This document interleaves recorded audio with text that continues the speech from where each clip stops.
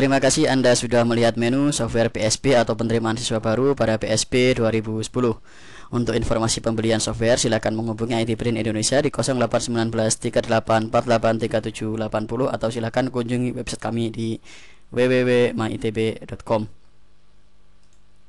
Ini adalah tampilan dari software PSP 2010. Pada menu software terdapat menu setting, digunakan untuk memasukkan identitas dari sekolah, terdapat nama sekolah, alamat kota, nama kepala sekolah, ketua panitia PSP, telepon, dan fax. Untuk mengubahnya kita tinggal klik ubah, kemudian ini adalah untuk masukkan logo dari sekolah.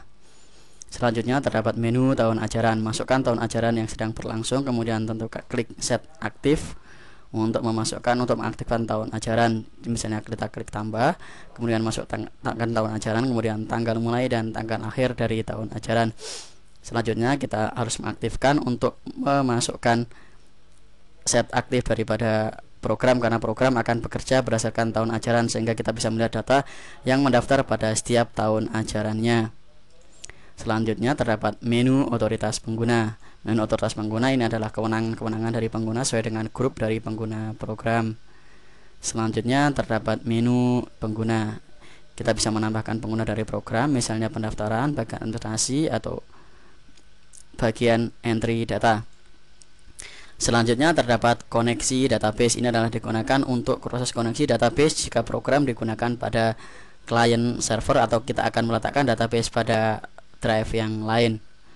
Proses selanjutnya terdapat master data, digunakan untuk memasukkan semua master data yang digunakan selama proses PSP.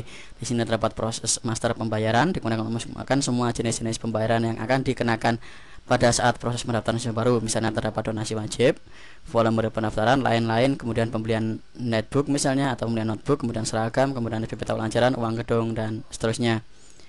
Selanjutnya terdapat menu master jurusan. Ini digunakan untuk sekolah SMK atau kejuruan. Kita bisa mengklik tambah, kemudian masukkan jenis jurusan, kemudian masukkan pagu yang akan diterima selama proses pendaftaran. Proses selanjutnya terdapat menu master agama, digunakan untuk masukkan semua jenis-jenis agama yang akan dianut oleh siswa pendaftar siswa baru. Klik tambah untuk masukkannya seperti ini. Selanjutnya terdapat menu pendaftaran. Di sini terdapat menu daftar baru, digunakan untuk masukkan semua data-data siswa yang akan mendaftar selama proses PSP. Caranya adalah klik tambah, kemudian di sini terdapat nomor formulir, nama, jurusan untuk siswa SMK, kemudian tempat lahir, agama, alamat, sekolah asal, tahun ajaran, nilai UAN atau nilai tes. Pada PSP 2010 kita bisa menggunakan 3 model seleksi. Yang pertama adalah menggunakan nilai UAN, kita bisa memasukkan nilai UAN di sini. Yang kedua adalah menggunakan nilai tes saja. Kemudian yang ketiga adalah nilai gabungan antara UAN dan tes. Kita bisa masukkan persentasenya di sini. Misalnya nilai UAN 50%, kemudian otomatis nilai tes juga akan berubah 50%, atau nilai UAN 30%, maka otomatis nilai tes menjadi 70%. Ini adalah model-model seleksi yang akan digunakan selama proses PSP. Selanjutnya adalah kita bisa menampilkan foto atau masukkan foto dengan cara klik foto di sini, kemudian kita ambil foto dari program dan seterusnya. Data siswa yang mendaftar di sini bisa dimasukkan juga data orang tua atau ayah, kemudian data orang tua ibu, kemudian data orang tua wali jika orang tua tidak ada. Ini adalah contoh dari pengisian data. Selanjutnya terdapat menu seleksi penerimaan.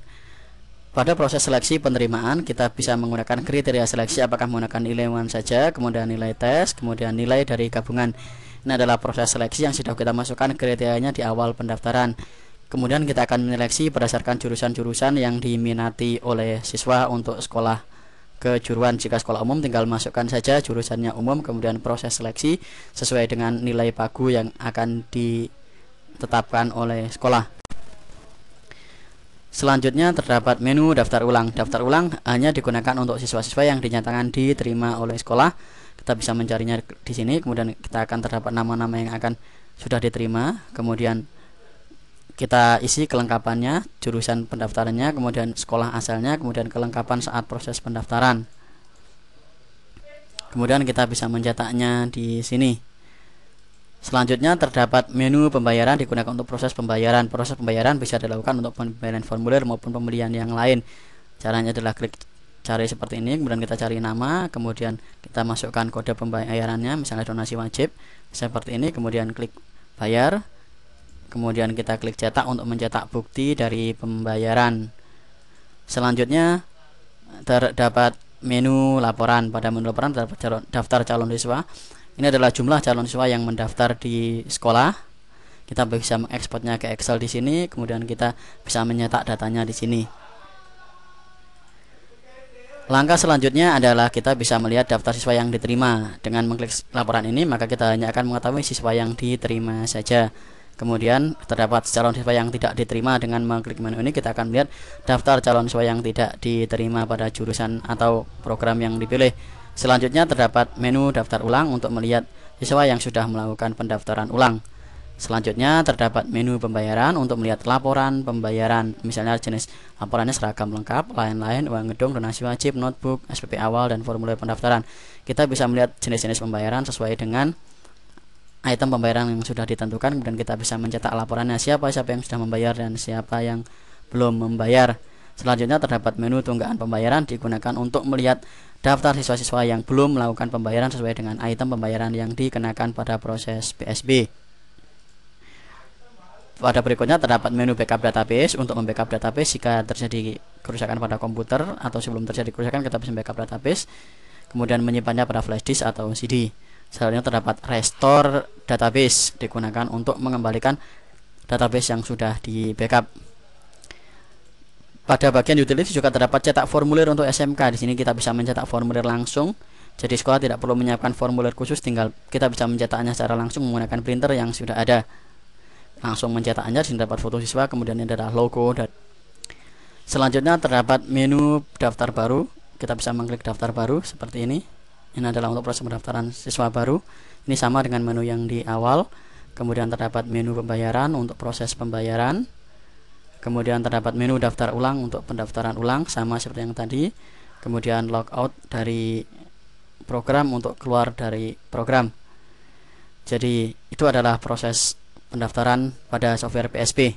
Jadi untuk melihat atau membeli software silahkan menghubungi IT Brain Indonesia di 081938483780 atau silahkan kunjungi website kami di www.myitb.com.